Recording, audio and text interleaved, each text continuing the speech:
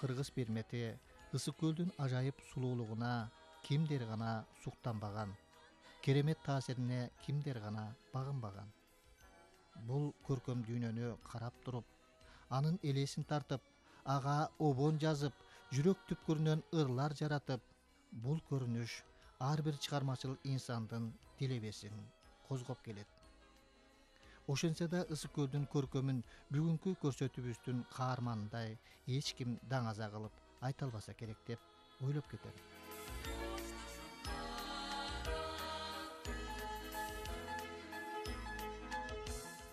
Саламатсыздарбы? Бардыгы балалыктан башталат демекчи, анын ырлары бала бакчадан баштап, мектеп жашындагы балдар ичинде кеңири тарап, терең мазмундуу эл, жер, махаббат темасына арналган татынакай лирикалуу обондордун чебери, калың журттун сүймөнчүлүгүнө ээ болгон обончу композитор Камчыбек Букалаев бүгүнкү көрсөтүүбүздүн мейманы. Ал ошол биз жогоруда сөз кылып өткөн Ысык көлдүн күнгөйүндө жайгашкан Чырпыкты айылында төрөлүп, чоң турмушка мына ошол айылдан аттанган. Эмесе биз көрсөтүүбүздү обончунун ошол айылынан баштасак.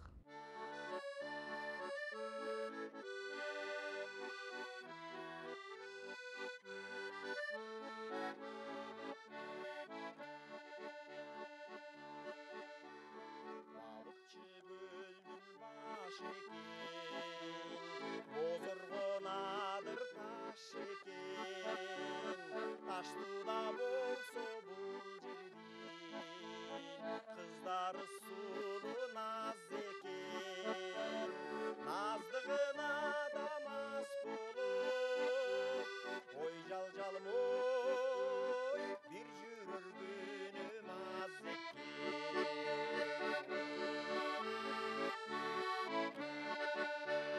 Толкун жок жымжырт эки жак, Чырпыкты жактан от чыгат, ошондой жанган оттура ойноп бир күлгөн жаштык чак. Ойго да кайдан келипти, ой жалжалым ой айрылып мендеп олтурма.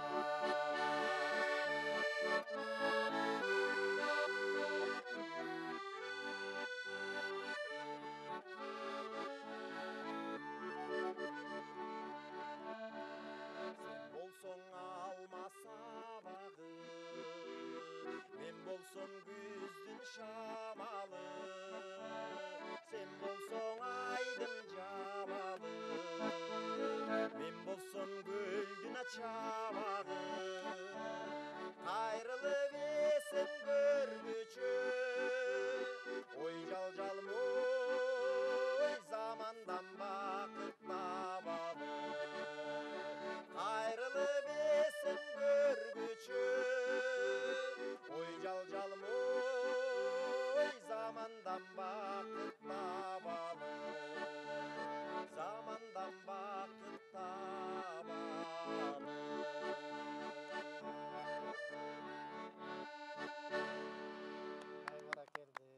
Бул жер ыйык жер, ошо жыл сайын толкундан ушул айылыма келип, элдер менен жолугушуп, досторум менен жолугушуп, көлүнө түшүп кумуна ойноп эс алып, дайыма рахаттанып чыгармачылык менен иштеп жүргөн жерим ушул жерде. Анан кийин азыр ырдабадымбы? Толкун жок жымжырт эки жак, Чырпыкты жактан от чыгат деп ушул Залкар акын Алыкул Осмонов да ушул биздин айылды бекеринен кошуп кетпептир. Ушул ыйык жер ар бир жаран үчүн өзүнүн жери ыйык болуп эсептелинет да, ошон үчүн ушул менин Чырпыкты айылым дагы мен үчүн ыйык. Музыкага деле ошол кичинекей менен эле кызыгуум болду. Ырыспай Абдыкадыров, Аксубай Атабаевдер, Калыбек Тагаевдердин обондору аябай кеңири белгилүү болуп турган убактарда мен ошолордун музыкасы менен чындыгында чоңойдум. Анан айылда дагы бир байкебиз бар эле. Эркин Исаев деген аккордеон ойногон. ушул эсимде мен көз алдымда турат. Бир жаңы жылда ушул созолонуп аккордеондун астына алып ыртып атса мен аябай тим эле толкундангам да. Ушу кандай киши ушул инструментте, аспапта ойнойт болду экен деп. Өзү кичине тентегирээк мындай шустуйраак болчу. Шустуйраак. Биз бир туугандардын баары эле жоош, көбүбүз жоошураакпыз. Кичине шустуйраак болуп чоңойду да. Таймамай ырда деген жерден эле шуулдатып ырдап. Эми шыктуу болгондон эми 3 класс бүткөндөн кийин Бишкекке номер 5 музыкалдык школго жибердик. Атабыз Алпаров атайын өткөрүп. Ошол жакта жездебиз да бар, Жаныбек деген.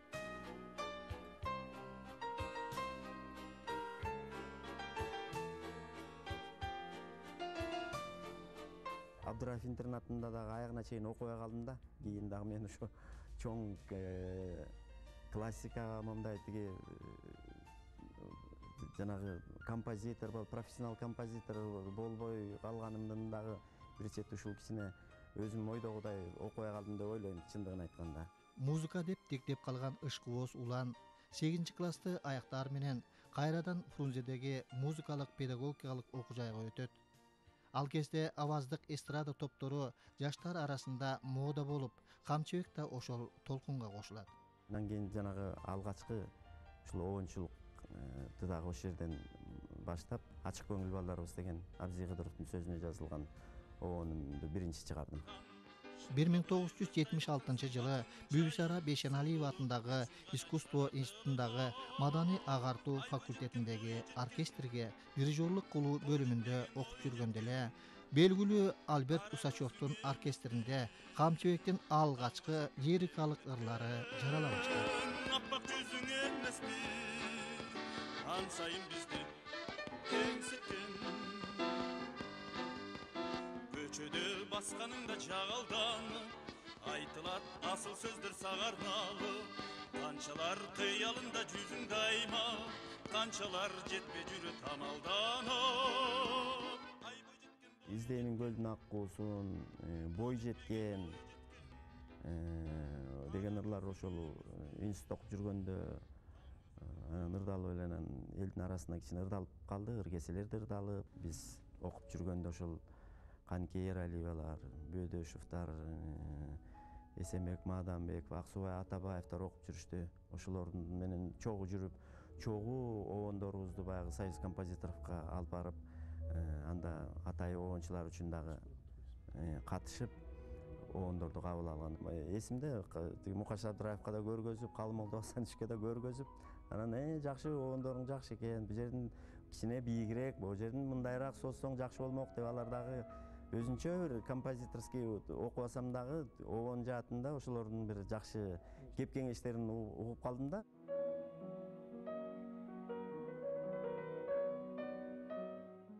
Камчыбек институтту 1980 жылы аяктары менен Ысык көлдүн Ак Суу районуна музыкалык мектебин жетектөөгө жолдомо алат.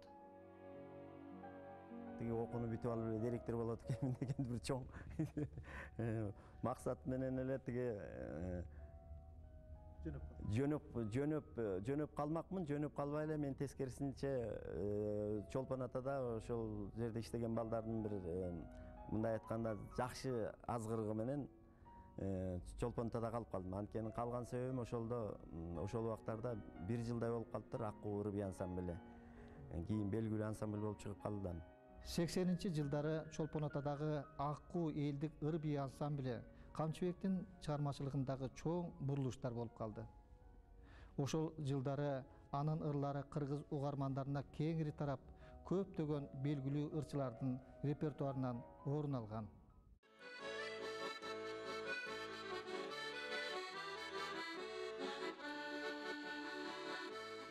Ырбый ансамбльдер аябай катуу өнүккөн учур болчу.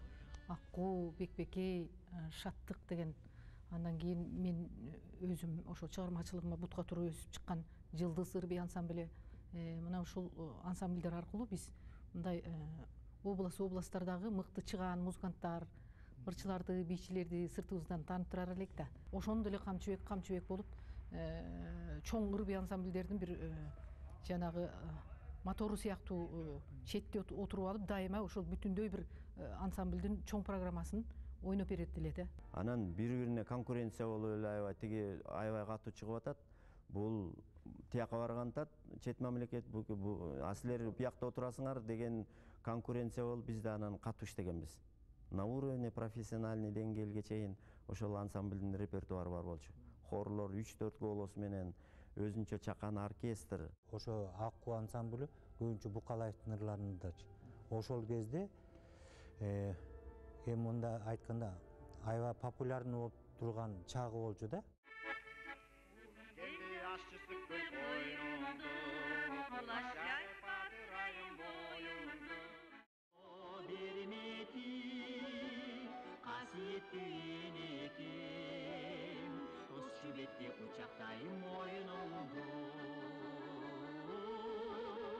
Атың жакшы ысыккүл, ата бабам сыйлаган, айланасы жашылтыр, сулуулукту жыйнаган, күн нуруна жаркылдап, алтын чабак туйлаган, көрбөй калсам сагынып, куса болуп кыйналам, куса болуп кыйналам.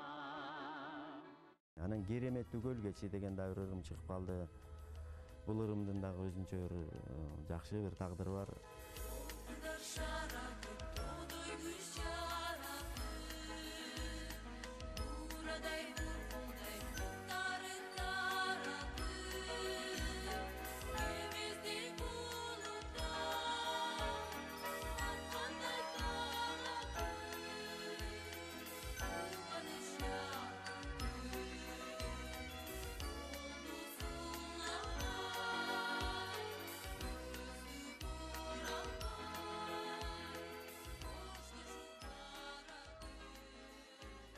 Урматтуу Асанкан Жумакматович биздин аксакалыбыз, атабыз ошол убакта жанагы кереметтүү көл кечин өзү ушул оркестрга салам деп жактырып калып, анан эми кийин ошо нотасын алдырып, анан тагдырдын буйругу менен Болот Миңжилкыев байкем ошончун ырдап калды да. Биринчи чоң иштеген жумушубуз кереметтүү көл кечи деген көл жөндөрдү. Мен чоң оркестрга, хорго, анан кийин чоң оркестрга салып, ага Сарбагеш Уран балет кылган болчу. Ошондо баягы негизги awondorун ырдаган Болот Миңжилкыев, анан жаңгыз жеке бийин Елена Төлөкулова деген ошол убакта жаш тапнакай Азырбекиде жүрөт, балерина.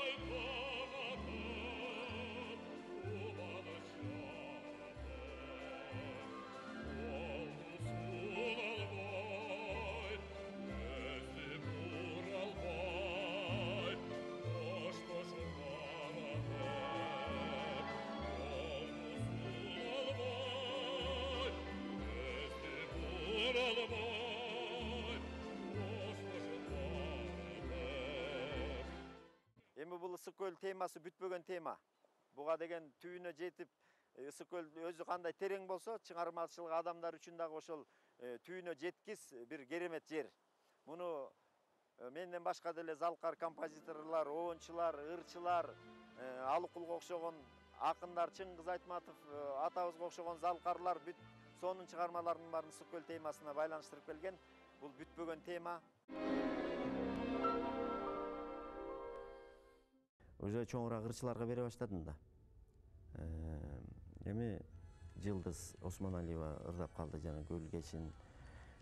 Андан кийинчерээк Улук Мурза Полотов ырдап калды. Карамолдо Орозовдун оркестрина дагы бир күнү ырдалып калды. Ал да бир өзүнчө бир жакшы болуп калды мага. Биздин коллективде өзүң билесиң, Саламат Садыкова, Кундуз Таштаналиева, Бакыт Шатенов деген ырчылар бар. Бири-бирине окшобойт да, мунун дагы обондору, жараткан обондору. Мисалы үчүн кый басымды алып ырдаганда кадимки жөнөкөй кыргыздын бир мұңдуу бир сагынычка толгон кайрыгы менен адам ушундай бир канатыңды жайып бир учуп ырдагың келет да.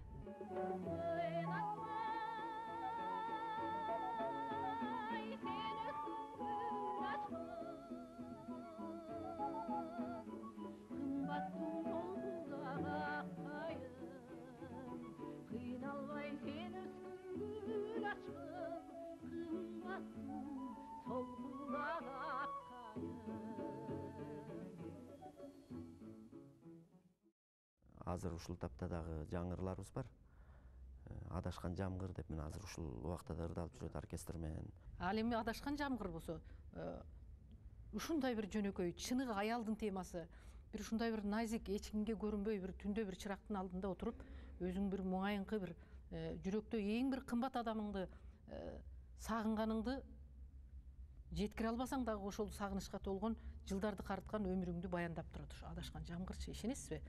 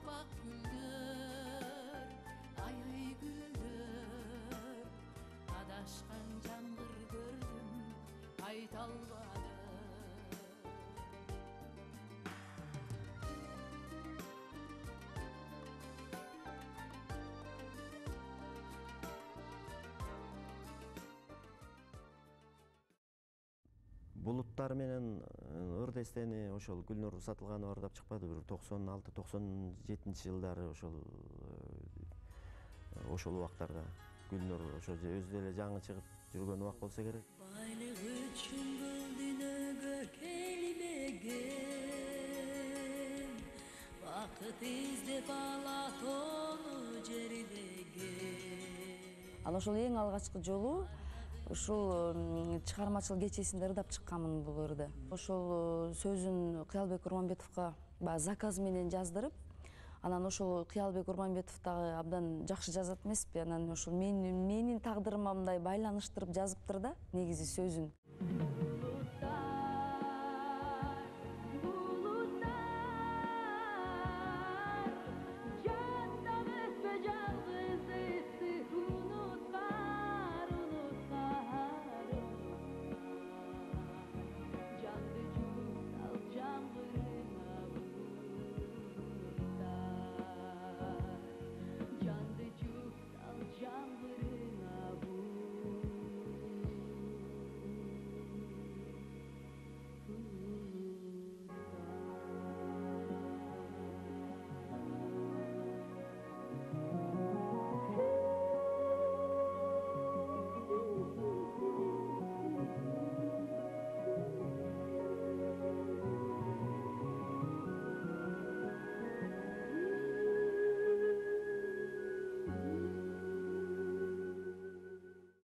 Анан бул булуттар менимче баягы өмүрү узун ыр деп айтсам болот да, себеби ар бир уккан адам, ар бир угуучу өзүнүн тагдырына байланыштырышы мүмкүн. Менин алгачкы ырдап жүргөн ырларымдан Булуттар деген ырым бар эле, ошол булуттарга азыр сиздер Аида скрипкада композициясын ойноп берет. Аида Баякова.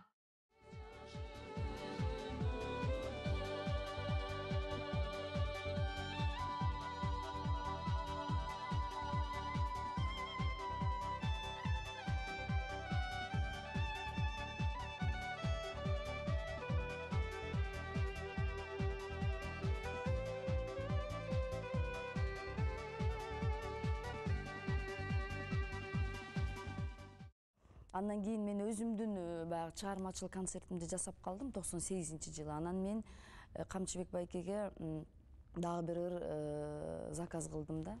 Бул ыр ушу менин заказым менен чыккан ыр болду, ыр десте. Анда эмесе биздин Арыс экөөбүз сиздерге Камчыбек Букалаевдин ыр десте деген ырды ырдап берели сиздер үчүн.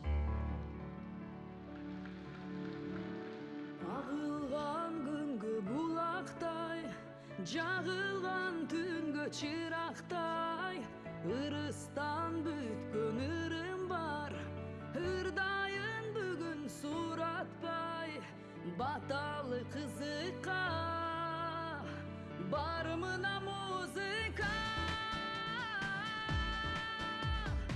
Açılan bu geçte, çaçılan bu geçte, sorulup yürekten sunulanır deste. Kırgız de bir nalan, cıldız de bir nalan, koşulup ırnasa, ömrüm nurdan ak, ömrüm nurdan ak.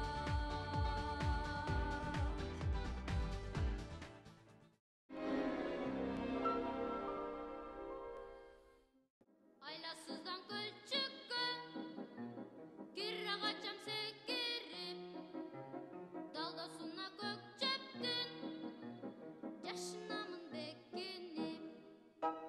Men aşağı, men aşağı, men aşağı, kobamın.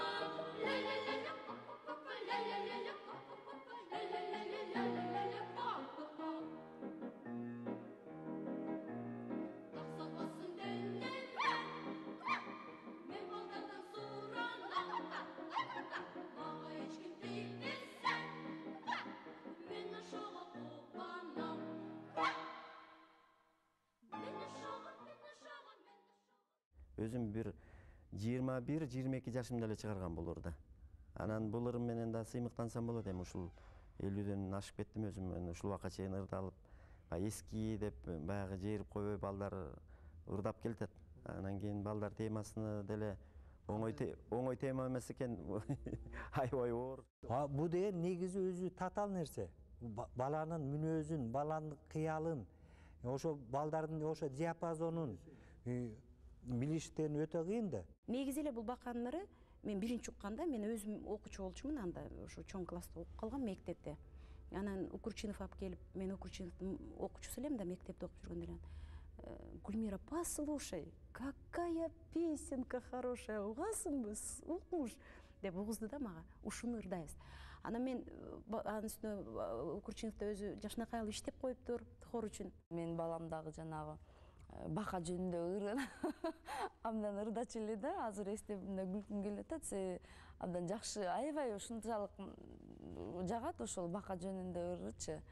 Мына балдар да, мисалы, бала бакчаларда ушуларды көп аткарышат эле. Себеби менин балам ошол бакчада, бала бакчадан үйрөнүп келген эле да ушулардычы. Aylasızdan kılçıkkın, kirre kaçam sekirip, daldasına kök çeptin, yaşınamın bekkinip. Men aşağı, men aşağı, men aşağı, men aşağı, men aşağı, men aşağı, kobamın. La la la la, la la la la, la la la la, la la la la. Чын эле ушу баканын ырын балдар жакшы көрөт. Чын эле Букалаевдин баканын ыры керемет.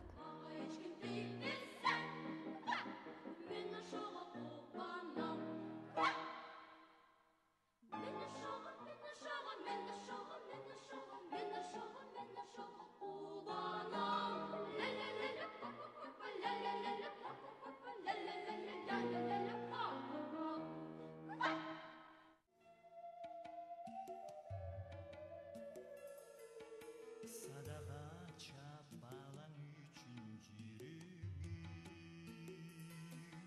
sana tartıp gütkünündü bileyim. Safarımda koldup kança kırsıktan, saktap gelip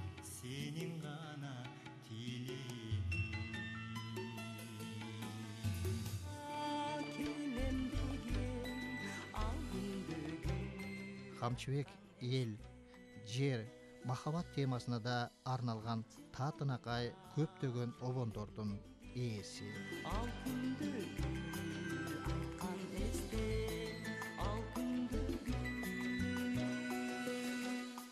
Айтқан есте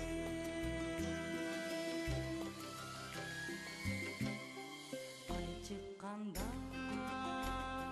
күлгендірсің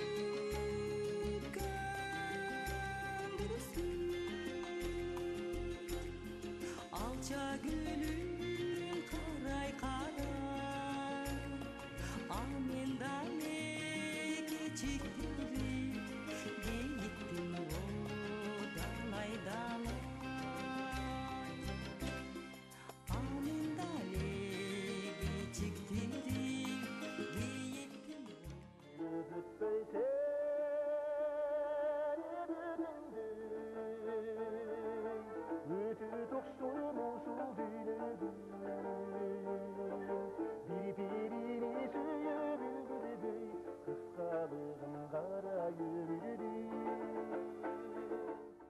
Анан кейін жашоо менен кошо ооруй билген, жашоо менен кошо өмүрдүн бир сапарында мындай бир кубана билген, бакыттын даамын, шересин ошо кандай экенин татый билген автор да. Таптаттуу сөздөрүнө канбай жатчу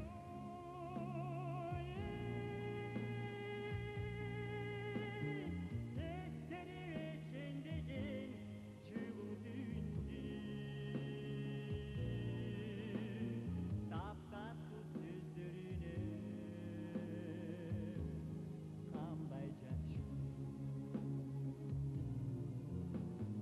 таптаттуу сөздөрүнө канбай жатчу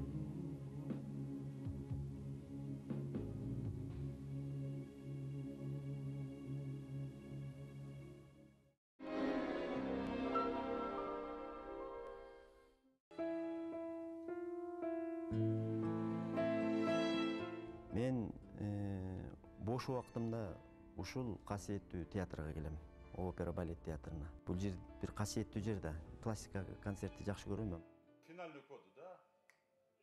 3, раз, два, 3, 4, да? Анан быйыл дагы ушул чыгармачылык жаатында дагы эми жакшы киришкенсип атам, аракет кылып. Симфонический оркестр менен мына көптөн бери ыр жаздыра элек болчумун, мына 2-3 күн мурун эле бир алтын фондко алдым да 2 ырым. Ошол профессионалдар, тиги ырчыларды дагы кичине обончулардын чыгармачылыгына жакындатайын деген максат менен ушул Садыр Жумашев менен Бакыт Абыкеевден баштадым азырынча.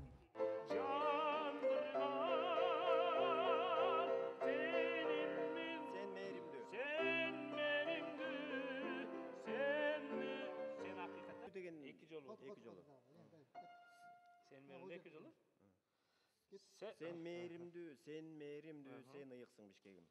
Sen menimdü, sen menimdü, sen ıyıksın Bişkek'im. Элдин жакшы сөздөрүн угасың да. Эл аралап жүргөндө сенин обондоруңду угуп атабыз, чыгармаларыңды угуп атабыз деп ошолордун айтканы баары эле жүрөктө калат. Өз менен өзү толгонуп эле өзүнүн таланты эми обон чыгып атса чыгарып ушу менен эле жашап келатат. Мунун эмеси бекер, ачыгын айталы. Ырларын ошо ырчылар ырдаса ошого эле сүйүнүп жүрүшөт. Биздин муундун катарында келаткан мыкты автор катары биз Камчыбектин көп деле баркына жетпей жатабыз да. Биздин коомчулукта бул чоң өзүнүн баасын, сыйлыгын ала турган композитор деп мен айтат элем. Жакшы чыгармалар жаратат деп абдан чоң ишеничтемин. Анан Кудай буйруса биз ошол көптөн бери пландаштырып жүргөнбүз, дагы бир жакшы чыгармаларды ошо мага арнап ошо жазып атат. Буйруса дагы келечекте ырларын ырдап чыгам деген чоң тилегим бар. Мен да ошо байкеге ден соолук, баягы үй бүлөлүк бакыт каалоо менен бирге ушундай баканын ырындай балдардын сүймөнчүлүгүнө ээ болгон, ошо дайым балдардын жүрөгүндө калган балалыгынын жыты жыттантып дайыма чоңойсо да эсинде ушулар жаңырса эле балалыгын эстеген, отуруп ар кайсы жерде ырдап берчи десе эле зыяным жок эс деп ырдап ийген ушундай ырлар жазышын каалайм. Ошондой болсун, дагы да болсо чыгармачылык ийгиликтерди тилейм, Байдеге.